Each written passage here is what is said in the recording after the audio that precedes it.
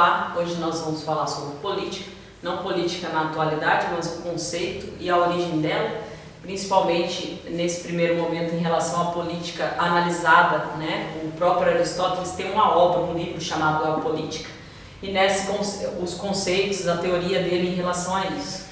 Na verdade, política vem do grego politeia, né? Que é a mesma coisa que nós vamos ver que é a origem da cidade, né? Então, desde a antiguidade, o ser humano, na verdade, a política, nós vivemos uma forma política, em sociedade nós vivemos politicamente. Então, política do bem, a política da boa vizinhança, a política da camaradagem, viver em sociedade é uma forma de política. E na concepção de Aristóteles, todo homem naturalmente é um animal político, porque nós precisamos viver, porque o homem não é autossuficiente, então ele precisa viver em sociedade para ter o básico. Inclusive ele diz que a sociedade tem precedência sobre o ser humano, ao indivíduo, porque se o indivíduo deixa de existir, a sociedade não deixa de existir.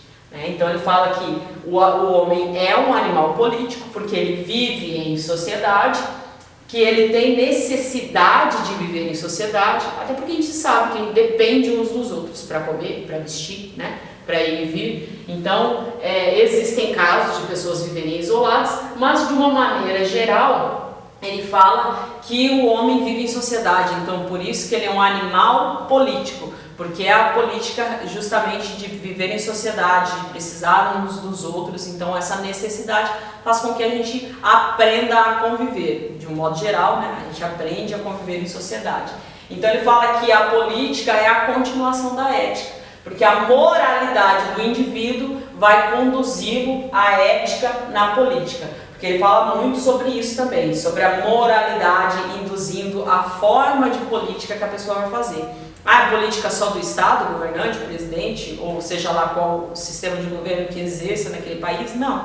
A política é justamente a continuação da ética, porque na verdade nós temos uma moral que nos conduz a uma ética. Então a política, essa convivência, essa harmonia que tem que haver entre as pessoas é porque nós vivemos uma forma de política. Então, para ter um bom relacionamento, para ter uma vida em sociedade harmônica, né, onde as pessoas têm os seus direitos e deveres, é preciso que as pessoas determinem e delimitem a ética daquela sociedade.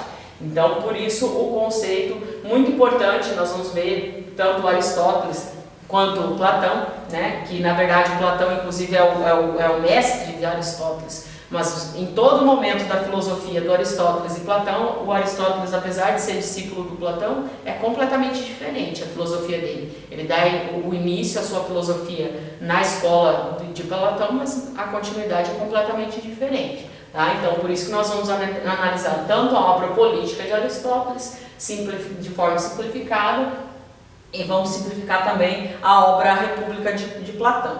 Ok?